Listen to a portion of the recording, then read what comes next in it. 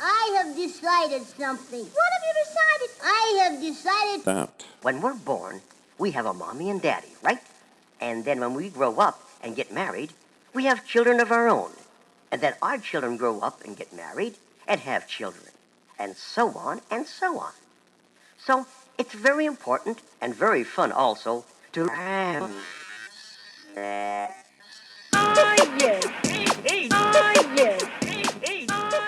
Hello, my friends. You're listening to Interesting Sex, a podcast about who, how, where, and why we fuck. And I'm your host, Miranda. Thanks for being here. If you haven't subscribed, please do. Wherever you listen to podcasts and rate, please tell your friends about us. Word of mouth is the sexiest way. And if you think you have interesting sex, please go to InterestingSexPodcast.com and let me know. On Instagram is Interesting Sex Podcast.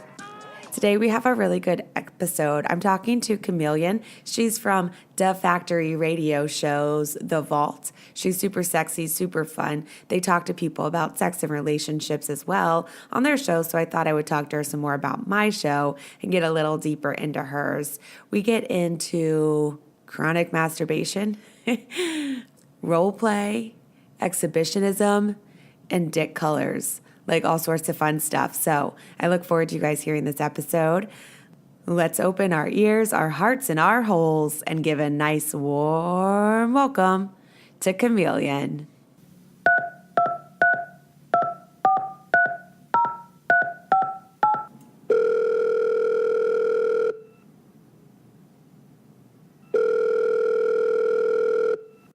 Hello. Hi, is this Kameleon? This is. Hi. Is this Miss Miranda? It is Miranda. How's it going? I can't complain, darling. How are you? I'm good. Thanks for making time for me. Thanks for having me. You're welcome. I'm stoked to talk to you. So let's get going. Let's just jump on in.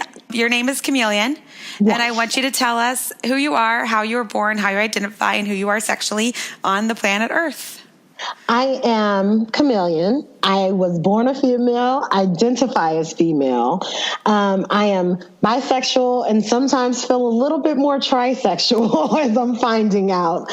I am also the host of a new show that is on Da Factory Radio, and that's DA Factory Radio, called The Vault. And we are a completely unfiltered sex conversation, similar kind of to the one you have here, where we just kind of kick the shits, if you will.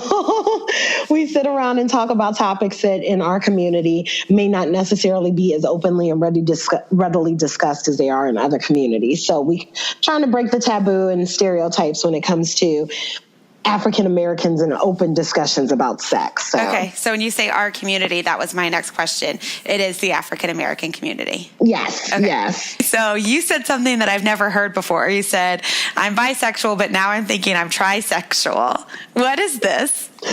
Well, I found that while I like both men and women, I also know that I'm not as closed-minded as I thought on the possibilities of things. I'm not going to say I'm open to sleeping with every kind, but the amount of intimacy is different.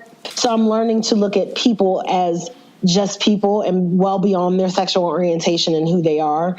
So I feel like I'm trying more things in my sexual life. Oh, so it's trisexual, like TRY. Yes, like not tri, like TRI. No, I'm definitely not having a three-peat that I'm aware of, and if I am, I want my partner to let me know. Because first you said bi and then try, so I thought it was like 1, 2, 3. No, I'm not that specific. Okay. I'm definitely not. Okay, got it. Well, trisexual sounds fun to me. I've learned it is becoming a very fun thing, but you have to proceed with caution when you try these things, because you get yourself into situations and then you're like, oh, fuck, how did I get here? I know how I got here, but oh, fuck, how did I really get here? Right. So it's been an interesting journey, and I'm loving every step of it. So. Okay. So when you say that you're becoming now trisexual, where you want to just try things, do you think that's something that having your own show has kind of opened up for you? Well, I actually think that this is one of the reasons why I'm starting to have my own show. I started becoming a lot more comfortable and aware of myself maybe about 2-3 years ago, and started openly expressing myself more when it came to my sexuality and the things I was into and the things I was starting to become open to, like polyamory and things like that. And when I started accepting those and started opening up to family, it just became one of those conversations that I kept having and kept having and kept having. And one day an opportunity opened up and somebody had heard me on other radio shows, guest hosting for poetry and things like that. And they were like, hey, we might be able to work with you on something. And I met with the great people at the factory. One of them is my co-host. And we sat down and we kicked the shits for a couple of hours. And they were like, you know what? We think this would be a perfect fit. And the vault was born. So that's cool. And what kind of topics do you guys talk about? We right now in the month of April, we're kind of covering the segment of date night. So we're going over, things like how couples date, singles dating, how their date night segue into their bedroom activities, who takes charge of those things, how to make the relationships and things last, especially in the sexual aspect. Because, you get bored. Some people say they get bored of the same thing over and over again, like going to McDonald's and ordering the same damn hamburger. Right. So, we try and find things that allow them to keep something fresh, a new perspective, open their eyes to something. Maybe they have something new and they can go back home or to their partner and say, hey, I'm curious if you might be willing to. Yeah. So Kameleon said I might like to get spanked. Yes. I know I like to get spanked. I found out I like to get choked. Nipple play is in there. So I've learned a lot. What kind of nipple play have you gotten yourself into? Well, I found that I like, a friend of mine has introduced me to like rubber bands and Chinese chopsticks, and it's like a homemade nipple clamp type of thing, I guess. Like when you're a little kid and they give you chopsticks that have the rubber bands on the top? Yeah, so you can kind of learn to hold them together, except you tie them on both ends, so that way it clamps down and you kind of keep tying it to make it tighter and tighter and exude a little bit more pressure and stuff like that. Yeah. But then you have then your tits are like antennas or what? Your nipples are trapped between two stents, I guess. Okay. And so you have a friend, a sex friend or just a regular friend? Just basically a sex friend. Okay. And they were like, you like having your nipples played with, let's take it to the next level. Well, it's kind of actually snowballed one particular night. A lot of alcohol was involved.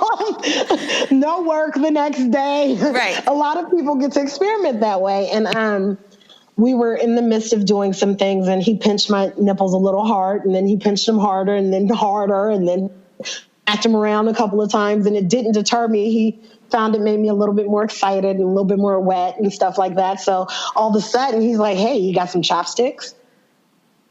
Right. Like in the middle of the shit. He's like, got some chopsticks? Got some rubber bands?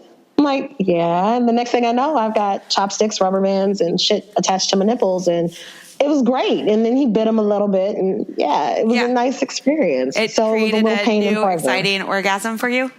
I wouldn't say that part got me to the orgasm. I think it just really added to the heightened sensitivity. Right. Because after that, everything he did to my breast, I was so much more aware of. Right. Even if he was not touching the nipple, it was just the fact that now I can feel the sensitivity a little bit more as he would brush over the rest of my breast before he even got to the nipple area. So it was just a more heightened sense of pleasure, I guess. Okay. That allowed me to kind of receive the dick he was throwing a little bit better to get to my orgasm. So, yeah. So did you go buy nipple clamps now, or you're still going DIY with the chopsticks? Well, it's crazy because I think I have nipple clamps. I actually have a whole second drawer that I keep for all of my toys, my dress-up material. What's the first drawer? It's bras, panties, but then the second drawer has like my lingerie, ropes. If I have my ball gags in there, I think nipple clamps are in there, dildos, vibrators, all that stuff goes in the second drawer, and then the rest of the clothes down. I think I need a dresser. Well, I want to have a room.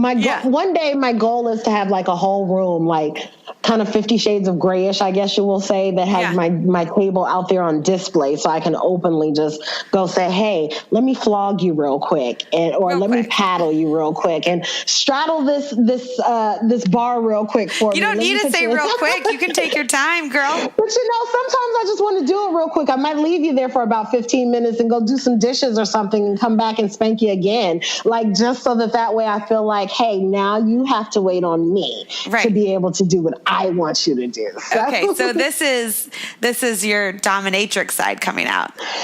A little bit. After taking that lovely quiz that I've become so freaking fond of, I did find I am a little bit more of a switch than anything. So let's tell people about the quiz.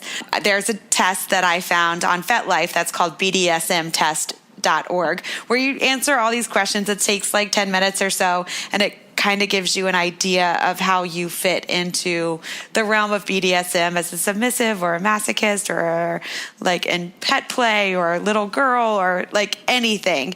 And so you took this test, and I think you've loved it more than anyone I've met before. I think it is amazing because everybody I have take it after a while, when they read the descriptions of everything, they're like, oh, I can see that. Or they have this, oh, what the fuck? I never would have seen myself like that kind of a moment. Right. If I remember correctly, my first one was like experimental or something like that. So exhibitionist or something of that nature. And then as you go down, it had bratty, which of course anybody who's met me can see that in my personality. It gave me a ranking of a slave more than a submissive. And then after that came in the switch possibility. And then a lot lower, not unexpected to me, but a lot lower on the chain was the dominatrix side of me, because I do like to be a lot more submissive. I prefer it. I like to relinquish control. Right. It's funny though, because the first thing you mentioned is tying someone up and just leaving them and coming back. Like, maybe all you need is like your own space to get to explore your dominatrix side as well.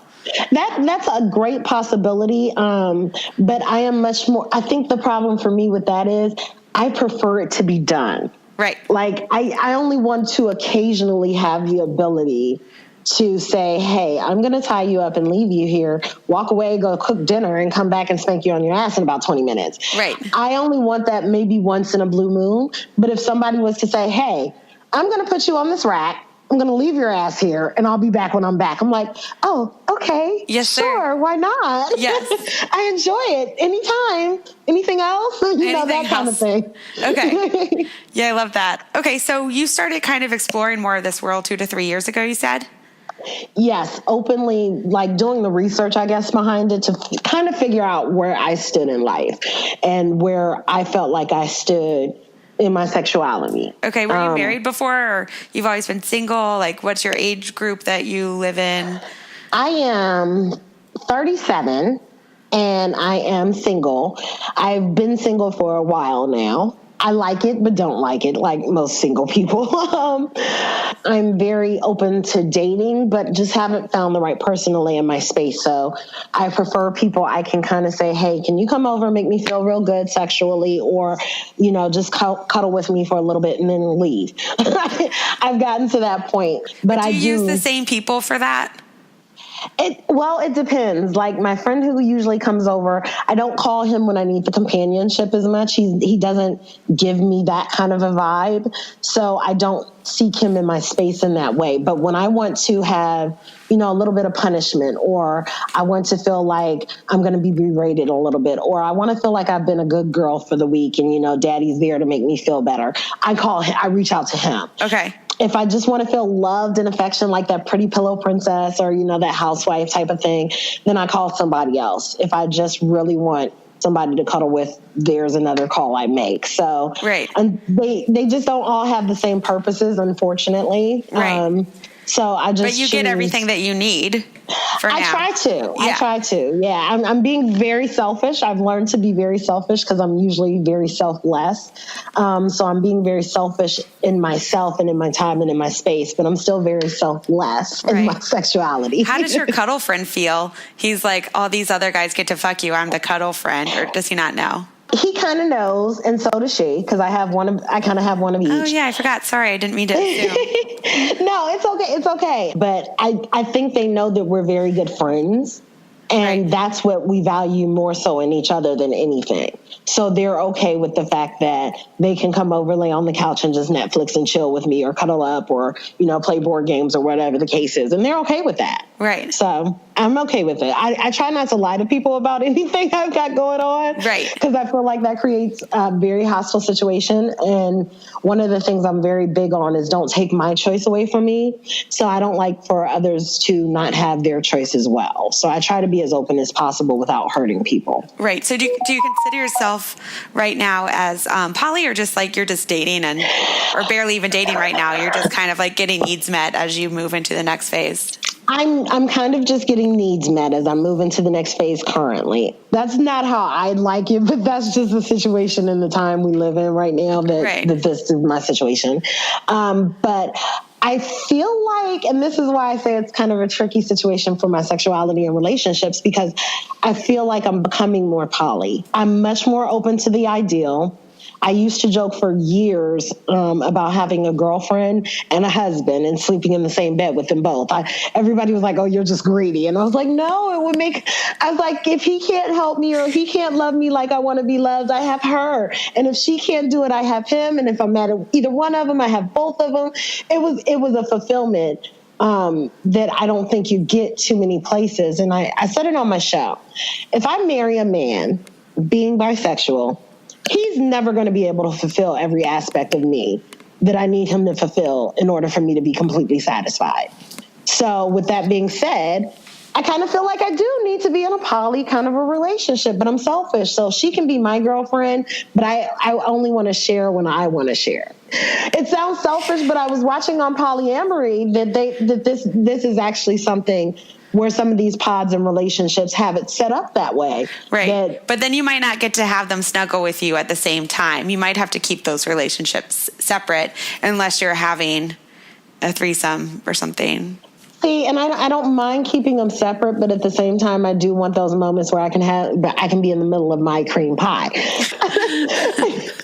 I'm going to have to call this episode Selfish Poly. Yeah, it really is. I'm probably the most selfish person in the world, like, when it comes to that, because I want everybody to be happy, but at the same time, I'm like, damn it, dude, you can fuck her when I say you can fuck her. Like, you can't just fuck her because you want to fuck her, unless I say okay. So if you think that, like, okay, you think you want to be poly because, well, not because, but a man can't fulfill all those needs for you. Say it's something just as simple as a man has a girlfriend or a wife who doesn't want to have anal, but they want anal.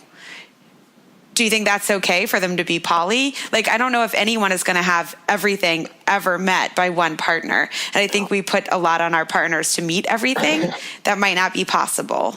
Well, and I to an extent, I do agree. And this is why I say I'm also probably more open to a poly relationship.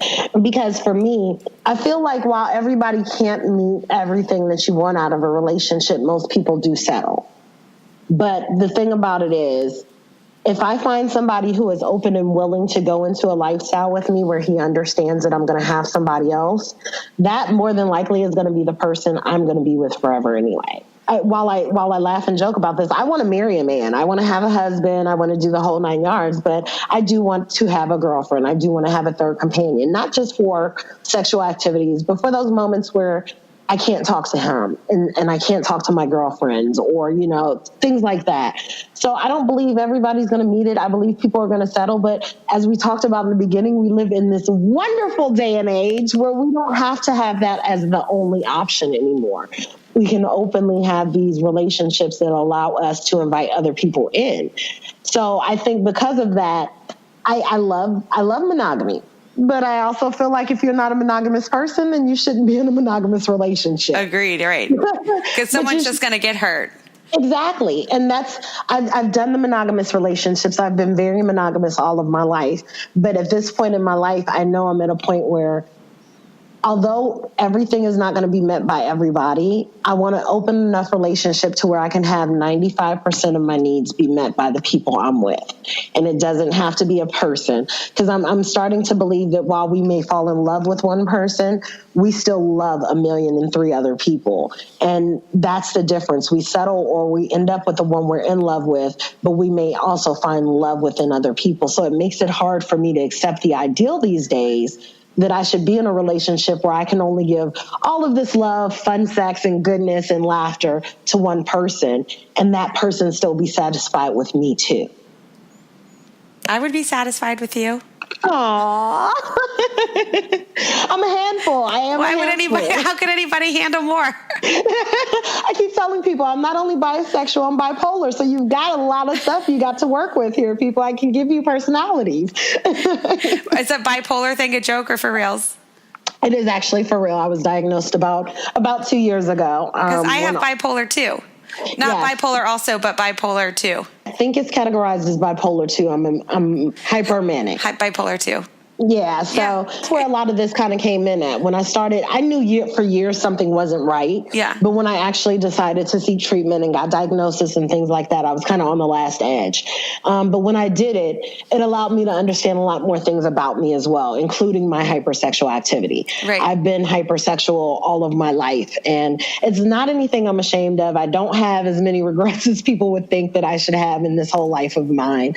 But I understand it a lot more. Right. And so for me, that became a big thing for people to understand that sometimes these sexual acts aren't just because we want to. It's not just because my coochie keeps talking to me and saying, go get the dick. It's just because sometimes I can't control what I do as much as I want to. I agree, disagree. I feel like now that you know what's going on and you can have the support and help to deal with it. I'm a lot more cognizant of it. Yeah. So when I say that, I guess I should talk about previous to my diagnosis, because that really was when I couldn't control it as much. Right. Now that I am a lot more aware and I notice my triggers and I start to notice when I'm a little bit more manic than anything, I do watch it a little bit more. But I'm kind of like you. At the end of the day, 9 out of 10, if I do it, it's because I really fucking just wanted to do it. Well, because sometimes I'll be like, I'm just lonely and depressed and trying to avoid something, in which case I'm like, okay, then you just need to sit and deal with this feeling. That's become the harder part for me, is just taking a step back, because I deal with everything sexually. Right.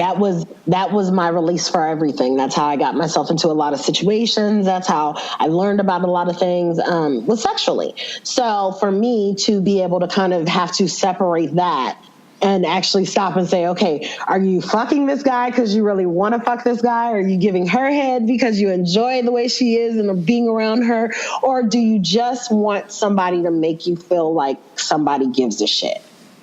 And so now I try very hard not to pick up the phone when I'm in those moments where I just want somebody to make me feel like they give a shit. I usually have a lot of batteries for those days because... Right. Because it is still a release, but I've become a lot more cognizant of it. Right. It's because you need to be okay with yourself. And if you're looking outside to fix that sexually, that's not a long-term answer. Definitely. And it didn't give me anything at the end of the day. And then I would feel worse about it after. Exactly. It when wasn't I left actually the up time, feeling that you wanted. When it's gone, it's actually worse. And it would last me for about 2 to 3 days after, to where I'd be like, what the fuck? Why do you keep doing this shit to yourself? You know, those kind of things. So do you just want somebody to make you feel good? If so, bitch, break out a new pack of batteries. Right. But if you actually want this shit, then I can't stop you from what you actually want. Right. So I do try and take a moment to separate it these days. But yeah, usually I end up being banged out somewhere. It's just... At the end of the day, it just still feels better, but at least I'm aware of it. So that's the first battle. So I have a question. And am I making a mistake by getting those rechargeable vibrators these days? It sounds like everything you use has batteries. Well, my problem is I have been known to break vibrators and dildos. Okay. So because of that, I don't like to invest as much as I possibly should. I've broken $300 vibrators. How do you break a vibrator? So apparently I put too much pressure and too many Kegels while I was using it, and it kind of snapped from the base. You know, the part that keeps me erect kind of snapped from the base, and I burnt out a couple of motors. And man, yeah, I have a so your vagina will break a vibrator in half. It just will by break a the Kegel? stem. It will break the stem because I do tighten up. So if I'm my myself, God. You need Iron Man to fuck you. I do. I feel like I need an Iron Man dildo. The Hulk. I saw a Hulk dildo. It's huge, but maybe that's the only thing that'll work at this point. So yeah. But I was in the middle of giving myself a very naughty session, and I had the dildo in a position with a pillow, and I'm riding it pretty good, and all of a sudden, you're on top of it.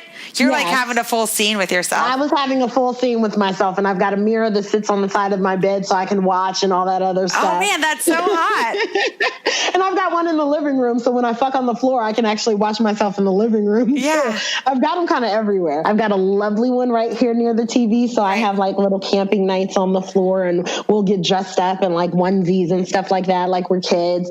And then, we'll fuck like grown-ass nasty adults in front of the mirror in the living room floor or on my bed.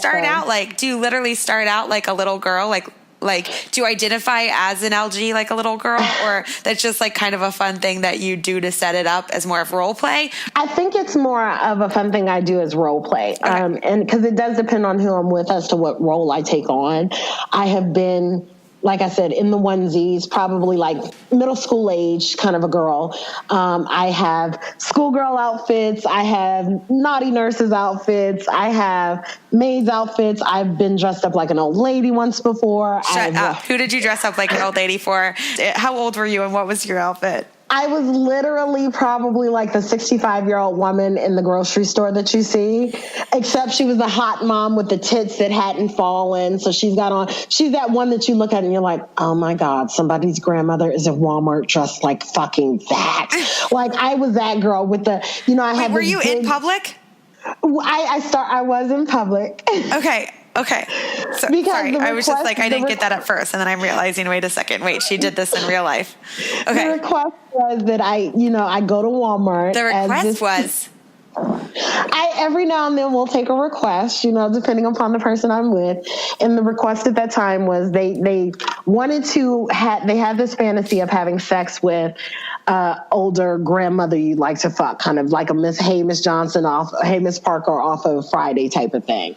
Okay. So I got this ratty ass gray wig. It was old. It looked like, your church grandmother's gray wig. This is amazing. I had this ratty ass gray wig, and I put on these, those knit pants that your grandma wears that has the elastic to it so you can get like 5 meals in one sitting out of it type of thing. Okay. But this really, really low cut top, I made them tapered at the waist, so they were tied up at the waist, so that way they fit around waist, hips, butts, all the places they should, and then kind of flared out a little bit more. And I had some Crocs on, and I had this old Vera Bradley handbag that I was walking in with, and I had this little cane that I kind of walked around with some stilettos on. You did not have a cane with the stilettos on? And were you literally at Walmart, or where were you? I was at Walmart. I walked through Walmart and got like some sandwich meat and some bread and some little stuff like that, and you could see people like turning and faces, and I would see the guy pop up like at the end of the walkway every now and then, and he would walk past me. He would just be shopping around, like watching. Yeah, and he'd walk past me and he'd brush past me in the aisle and stuff, and so we went to self-checkout kind of together. How well did you know this guy before? I had known him for a while. Okay. We had been very good friends, so I felt comfortable enough to, it started off as a joke and just kind of went from there. Okay. So when he finished his self-checkout, he kind of walked past me and brushed up on me and kind of spit game to me like he was picking me up for the first time. And I'm supposed to be this old looking lady and stuff like that, this older mom. And so we got back in the car. He picked me up separately. I walked down the aisle and stuff like that. And I sucked his dick in the Walmart parking lot for about 30 minutes. And he got his old lady head is what the kind of the request was. So Where in the parking lot? What time of day in the parking lot? It was daytime. Okay, and where in the parking lot were you? We were at the very far edge, but it was still between where cars were parked because it was a busy time at Walmart. So it was one where if somebody would have come near the car or in the car, around the car, they would have been able to see it. And that's not the first time I've done that. I fucked in front of the 7-Eleven parking lot. And you gave head for 30 minutes and he didn't come? I made him not come. Okay. I would stop This is where that bratty kind of kicks in. So he wanted what he wanted, but I would stop, and then I would start acting, grandmamish and be like, boy, you're a child. I can't be messing with you like that. And, all this other stuff. So I would drag it on, and just because the bratty nature in me just didn't want him to finish as quickly as he wanted to. So I had to make it worth my while. Did he have a granny pillow for you to put your knees on, or were you just on the ground? No, I was actually in the car. So you see my butt sticking up from the front driver's seat window and kind of thing, because I'm bent over in the car. It was really so he was sitting in the car. Yes, we were both in the car. So it was really flirtatious action. But again, the Walmart parking lot has been my friend on several occasions. 7-Eleven parking lots have been my friend, to where you can see the car rocking at 3:00 in the morning in a full parking lot, and I didn't care. Right. So yeah, I have those moments. Oh, wow. Okay. So this whole thing started because you were telling me about watching movies in your costumes. Or in your things. In my onesie, which is now ripped up. He actually, the last time we had a slumber party, he took a knife and ripped it up. So you have boys? I felt like that would be an all-girls slumber party. I've had all-girls slumber parties before, but I've also had boys, the boy and girl slumber parties too. Okay. I enjoy having. My mom would not allow that. My mom definitely would not have allowed that. It's a lot of things. Had she known they've been going on in her household, she would have had several heart attacks. Right. But now that, I have my own house, I get to decide who I let in to play with me. And it's fun being a grown-up, huh? In that respect, yes. Yeah. The bills and shit, no. Right. So when did you start realizing, that you were a super sexual being? When did your sexuality start coming slamming in your face? So I started masturbating at 8 years old. Woo. Yes. I figured out I was attracted to females by about 10. Okay. I was already orally sexually active by 12 and had lost my virginity right behind that. Okay. So I've been very sexually aware for a very long time. I've jokingly... How did you masturbate when you were 8? Okay, so I found this little VHS tape, and back then it was VHS, and the little skinny little lady on the TV, I watched her do it. So a couple of days later, all of a sudden I was with her hand? Yes, I watched it. I was so intrigued. I remember literally sitting in the TV oh my God, what is she doing to herself? Right. And I couldn't separate myself from it. I was drawn to it. So I think if I remember correctly, she was going clockwise. That's how vivid it was, that I was just wow, what is she doing? Actually, the tape was in the wrong box. Parents, I know VHS is no longer out, but my God, the tape was in the wrong box. Yeah. So I looked at the cover and didn't look at the tape. Oh. So when I looked at the cover, I thought it was the movie I was supposed to be watching. Right. You were gonna watch some fucking Disney shit. Yeah, I was on my princess shit. I was really gung-ho. I was ready to save some shit. Maybe that's why you combine your maybe that's why you're a pillow princess sometimes. I think so. Because you were supposed to be being a princess when you started getting I really masturbating. Was. Yeah, that kind of fucked me up. And I think it was my stepdad. So shout out to him for the shitty ass VHS tape, because the quality was shitty. But at the same time, I remember this small skinny ass white girl, but with no tits, because I don't know what they were thinking in the 70s and 80s and early 90s. Why she had no tits, I will never understand. But she had no tits, no ass, no body. No, it definitely wasn't, because the plastic surgeon options weren't there. Right. The options weren't there. But I remember when the tape came on, I guess somebody had been watching it in between, because as soon as it came on, all I heard was, and all of a sudden her legs were spread open when I looked at the TV, and her hands were in her pussy, and I'm like, what the fuck is she doing? A few days later, I found myself doing the same thing. Right. Do you remember it feeling good at that age? Oh yeah, it felt great. Okay. I don't think I masturbated until I was like a fucking senior in high school. Oh, girl. I know. I was well beyond masturbation by that point. Right. But I did. I learned, oh God, he was 12. I was 12. He was much, much older. Oh God. Much, much older at the time. And he was actually, he was over 18. Okay. He was 19 or something like that. Are you okay though? That listening to the stories now, I understand. At the time, I saw nothing wrong with it. If I had a daughter, that you were being a victim at that time. Right. You didn't see yourself that way, but you were being taken advantage of. Right. And it's hard for me to even equate that to being victimized still. Right. Because again, being exposed sexually so early was one thing. I actually was exposed to prostitutes at an earlier age than 8 years old, because my grandfather ran a store and they actually would walk the strip in front of his store. So they were always around. They were kind of like family for a lot of us, because we knew them, we knew their backstory, we knew everything about them. They just happened to work the streets as their job. So when my family would get busy, they would kind of babysit me. So I've always been around things that were sexual. Okay. So for me, I don't think even looking back, it's hard for me to identify as somebody who was victimized, because I wanted it. It felt good. I know for a fact I wanted it. Yeah, I'm not saying that you didn't. But I don't encourage But they people. had the responsibility. The adult had the responsibility at that Oh, stage. yeah. Right. Oh, yeah. And I think looking back, I think it's a shitty introduction into sex. Right. And I definitely don't encourage it. But I hate to say I wouldn't change anything, but I don't think I would. Right.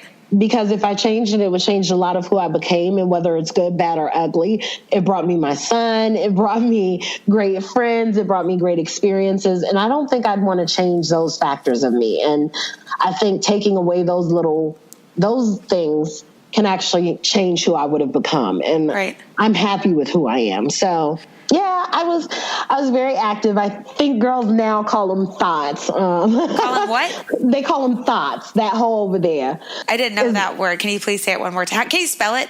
Yes, it's THOT, a thought. What's a thought? It stands for that hoe over there. Oh. So that's what rude. They call them now. They were previously called skeezers and skanks and hoes and all that other stuff, but now they call them thoughts. And I was one. Well, I definitely own it, because one of the things I feel is I think it gets twisted because men can do whatever the fuck they want with their dick, and they're not called anything. Right. The minute a woman starts doing whatever the fuck she wants with her pussy, she is every name in the book. Right.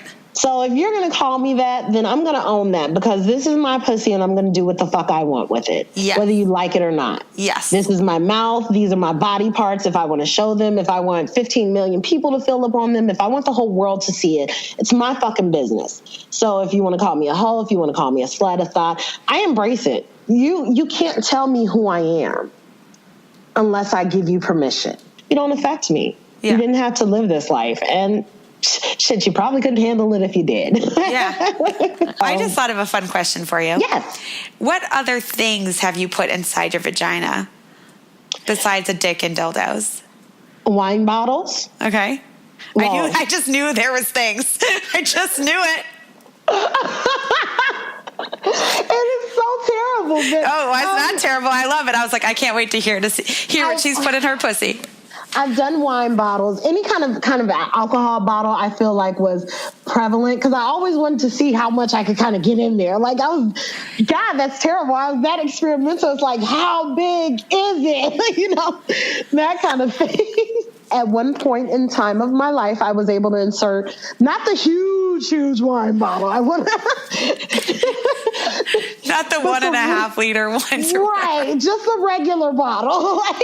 I want to clear that up really quickly. But I was able to get, a decent length and amount of it within me, almost to the neck when I inserted it from the bottom. So, yeah, that was years ago, and I did zucchini and eggplant, of course, because those are the go-tos that some people will tell you if you're trying to get experimental. Wait, was it eggplant though? Like post the emoji dick eggplant? It was well before the emoji dick eggplant. Okay, because I didn't know that eggplants were a dick until the emoji thing happened. See, I have perverted ass friends. Yeah, I mean, I see cucumber, I see zucchini, but eggplant. I mean, maybe if you're using the Chinese eggplant. Well, no, you got to think about it. Some people are more fat than they are long. So if you've been used to taking wider, more girthy type of penises, an eggplant would actually probably be right up your fucking alley. Okay. This is another question, but as a black woman, have you seen a lot of black and white dicks? I have seen a lot of black dicks. A lot of black dicks. I have been exposed to white dicks. I hate to say I try not to discriminate, but when it comes to sexuality, for some reason, I don't get as turned on by things that are pink in male form. I get turned on by things that are pink in female form. Okay. But not in male form. Okay, so you like a black dick. I like a black dick. But I'm just asking because, like, speaking of, like, eggplants and stuff, like, do you think black dicks on average really are larger than white? I've seen several white dicks, several Asians, several Puerto Ricans, Mexicans, all that good stuff. Most of the men that I've seen are usually bigger on the black side, even though there are few and far in between exceptions to the rule. Right. So I saw one white man that I was like, damn, homie. Right. If I really could suck a pink penis, you would be the guy. But that was few and far in between. But I will say that Asians are not always as small as people make them out to be. I've seen some Asian men that are pretty damn well hung, and I applaud them and appreciate their existence on this earth to break their stereotype. Right. I think everybody should try whatever color dick they want and whatever food flavor. I look at what color is an Asian dick? It's like a tan kind of a color, actually. Like I think after I was younger too. So when I went home and looked in the crayon box, I had to be like 17, and I went home and looked in the crayon box to try and compare it to a color. Really? Because okay, so I'm this silly with shit because I need to classify people. When I save them in my phones after having sexual experiences with them, they get new names in my phone. So like, I have a guy that's saved under candle wax just because when I remember fucking him and his dick looking like melted candle wax. So that's what I ended up calling him. Why did it look like melted candle wax? It was like, you know how those light candles kind of drip down the sides and leave these like light speckled colors? Yeah. And it kind of looked like that. It wasn't all the way pink because he was light skinned. So it wasn't pink. It wasn't black. It wasn't red. It was candle wax. Okay. Candle wax dick. I love this. Okay. So after I fuck people, they usually get a different name in my phone because then I need to know how to really identify them. Right. You want to know what dick is showing up, not just the name. I shouldn't justify you. You're lucky I'm saving you, but I shouldn't justify you with an actual name if we're just fucking. So I like to know which dick is calling at that point, so I can make the decision of whether or not to answer it based off that. All right. That was fun. Okay, so wine bottles, eggplant, zucchini. Trying to think if there's anything else. I think somebody shoved a cup up there one time, like a little small glass, those small kind of pillar glasses, to see if I could actually fit it in. Because at one point it was a joke between me and my friends how much I could get in. Like, my circle of friends is so ridiculous to where they've watched me give head while smoking a blunt. Excuse the language. They've literally watched me do all these ironic sexual things. They've seen me streak. They've seen me do everything, to include shoving shit up my coochie. And when I was younger, it became kind of a joke between some of my friends, and they'd be like, "Yo, you think you can take this? Do you think you can take this?" But do you think your vagina was less tight because of it? Because you can break a fucking dildo in half with your cooch. But because I do Kegels. Okay. I do hella Kegels. Even then, like, I would do Kegels and they would watch me do it on the bottle because I have friends who didn't know Kegels at the time. So I would demonstrate for them and I would shove like the dildo up there and grasp it and see. They'd be like, this is how it does it. This is how you do it. Okay. So I do hella Kegels. I'm doing Kegels as we speak. Yeah, I'm doing them now too because we're talking about them. Yeah, I think it's the best exercise in the world. So I think that's how I actually broke the dildo. Those Kegels allowed me to really hold it in place, and I was rocking too hard, and next thing I know, it just snapped. So I want to hear just like some fun, wild sex stories. Do you have another like role play story that you want to share? I have dressed up like a hooker and been picked up before on the street. That's probably one of my favorite things to do. But with someone you know that's picking you up? Of course, yeah. I caution everybody. I don't solicit whatsoever. So if I don't know them like that, they don't get all the perks and benefits.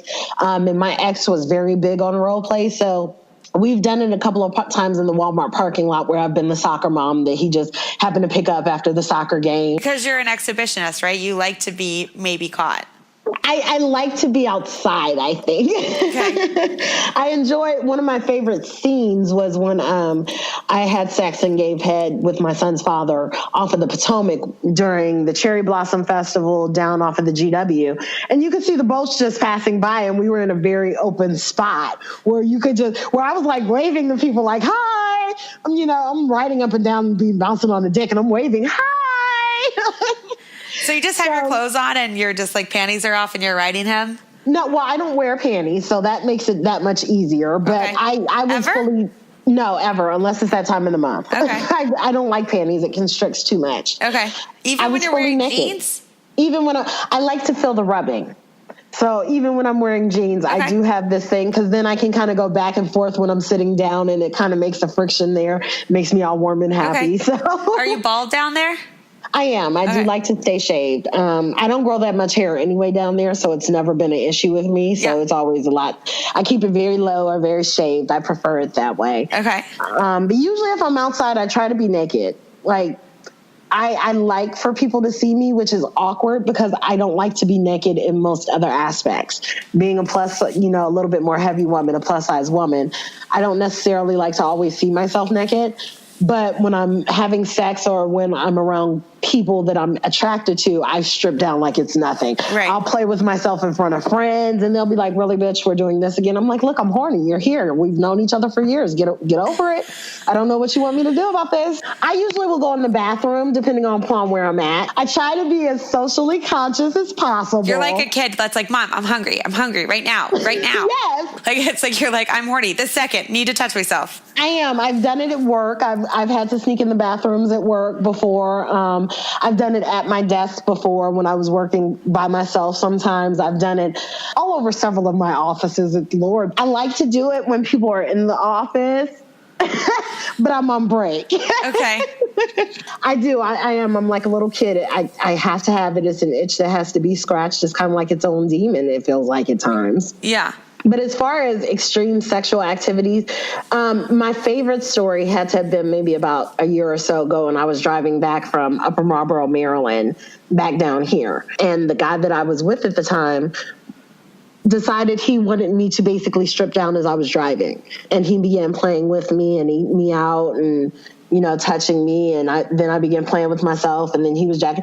This whole time I'm driving down 95. Like, it's 11 o'clock at night. The police are everywhere. It's not like it's an easy night. My car doesn't have any tint. And we're just kind of basically going at it. Like, he's whispering in my ear, don't crash the fucking car, you stupid ass bitch, And those are the only times where I'm accepting of that shit.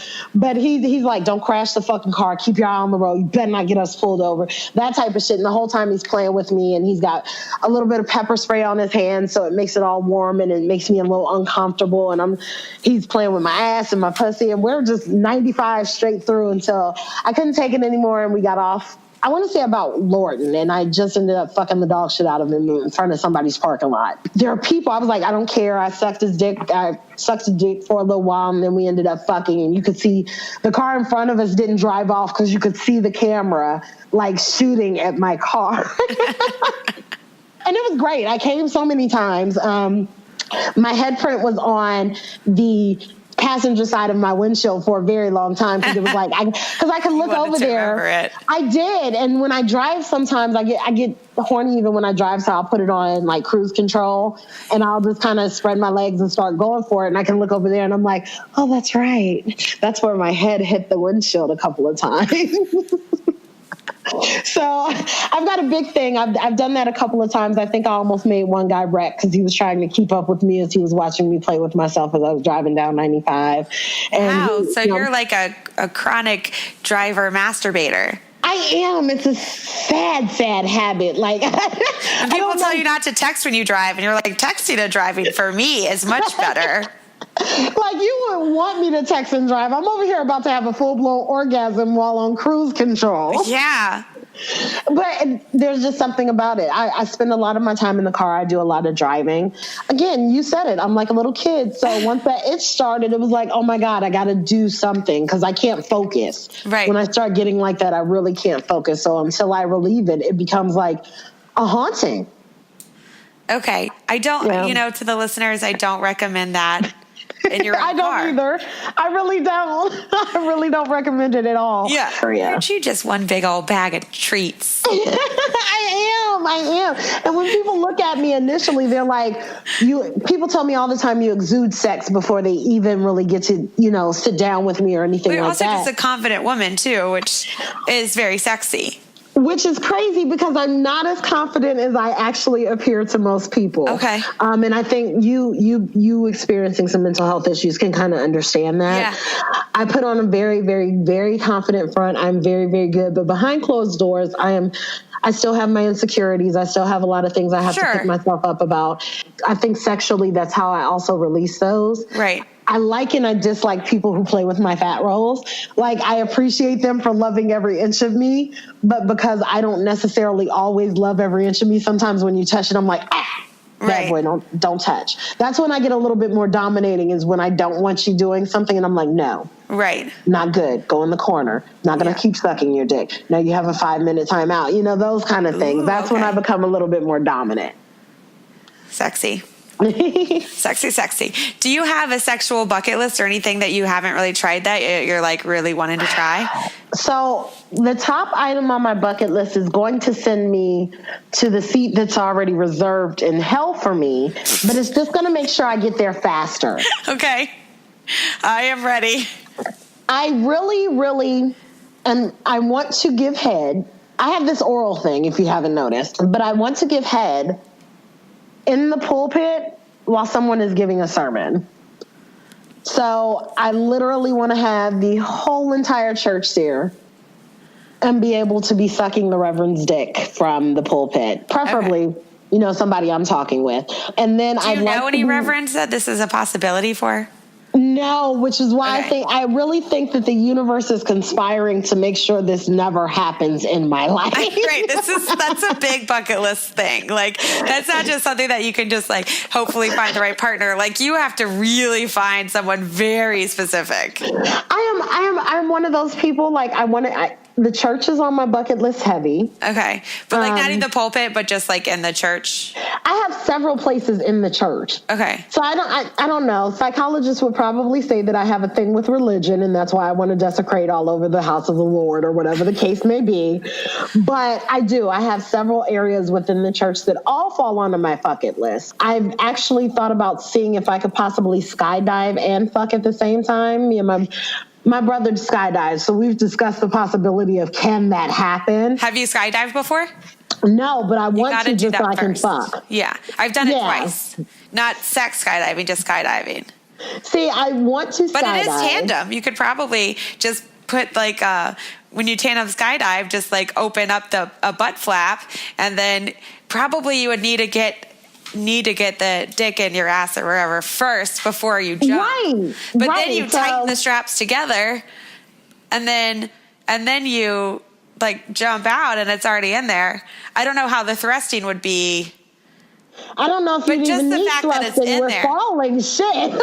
Yeah, but you're falling at the same speed. So I don't know, but that has crossed my mind. I think that's possible.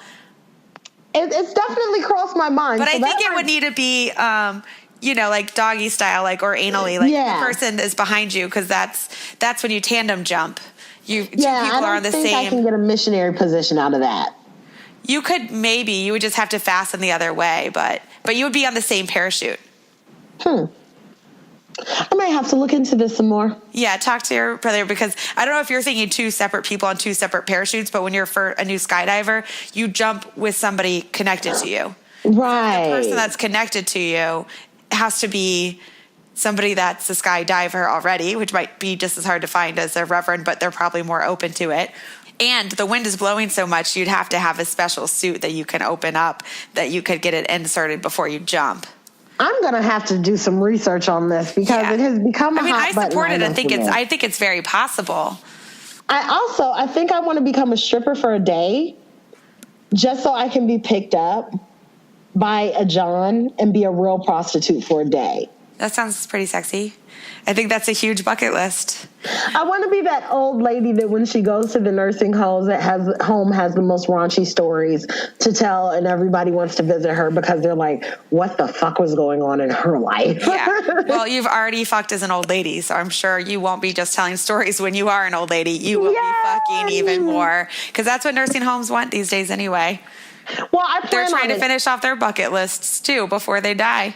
I want to be one of those old seniors who take out her dentures because she has to give head, or who still is like, I just got my hip replaced, so you got to move a little slow when you stroke it from the back this time, you know, and using my walker to kind of bend over so that way he can get in the butt just right. I want to be that chick. That's so funny. I feel like I just want to sit on a rocking chair with a cane and like try to trip people as they walk by.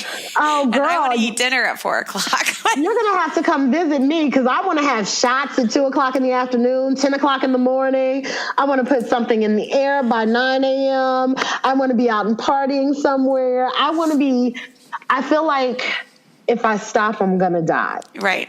So you'll never stop fucking. No, and I've been suicidal enough, so I want to just live. Yeah. Until I can't live anymore. So I feel like if I don't keep my personality, if I'm not all over the place, if I'm not still fucking, if I can't get to 90 years old and still be acting like this, then I have not done something right with my life. I love it. That's how I'm kind of looking at it. I love it. I want people to be able to find your radio show. Why don't you tell us anywhere you want people to be able to find you? Well, right now you can definitely follow us on Facebook and Instagram at DA Factory Radio. You will go to the search and you'll enter the vault, and we'll come right up. We're every Sunday from 4 to 6 p.m. It is streaming live on 365, so you can definitely type the Factory in the Live 365 search bar, and it will pop up all of our shows. If you catch us live on Facebook, then you actually get to see the behind the scenes things that happen when we're in studio and on commercial break. So while everybody else is listening to the music, the people who stream with us live get to actually see what's going on in the studio and hear the behind the scenes conversations. And you can find me, I'm on Facebook, but that's by my government. So if you follow the vault, you'll end up following me, and then you'll be all areas you need to be able to kind of catch me and ask me questions and talk dirty to me. Okay. And do you want anyone to have your Instagram or anything, or? Yeah, we can definitely put that out there. It is Seasons Change, So Do I, and there's some underscores in there. So I'll put it in the show notes. Yeah, but they can definitely follow me there, because my Instagram is it's public, it's private, I should say, but I do accept a lot of people, and I'm starting my own personal vault page, so that will be coming soon.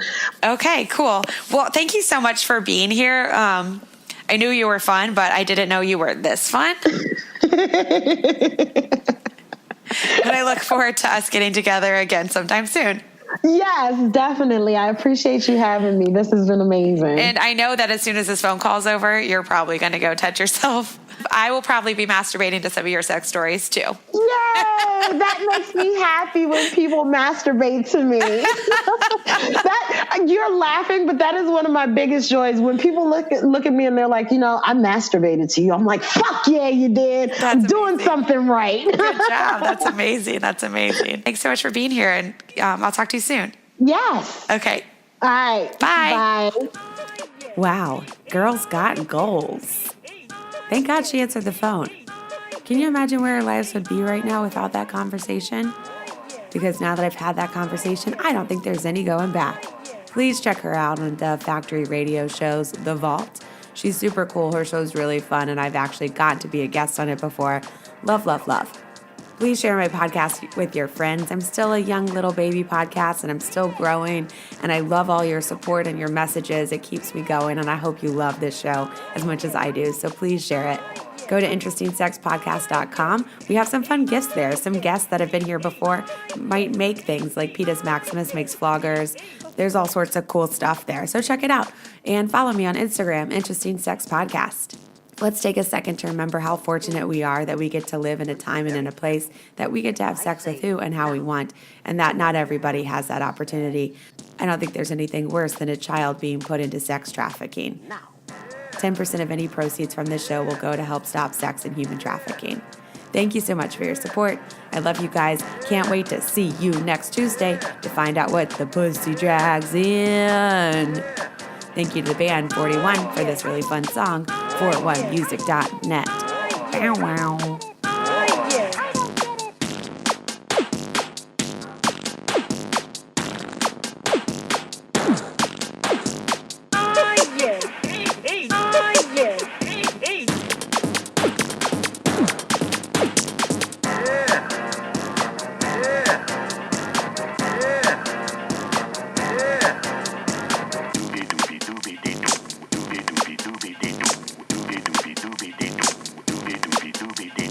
Well, it's a doobity-doo. Yes, it's a doobity-doo. Well, it's a doobity-doo. Yes, it's a doobity-doo. I mean a doobie-doobie-doobie-doobie-doobie-doo. Yeah! Yeah! Oh, yeah. I don't get it. Oh, yeah. I don't get it. I promise I will not judge any person.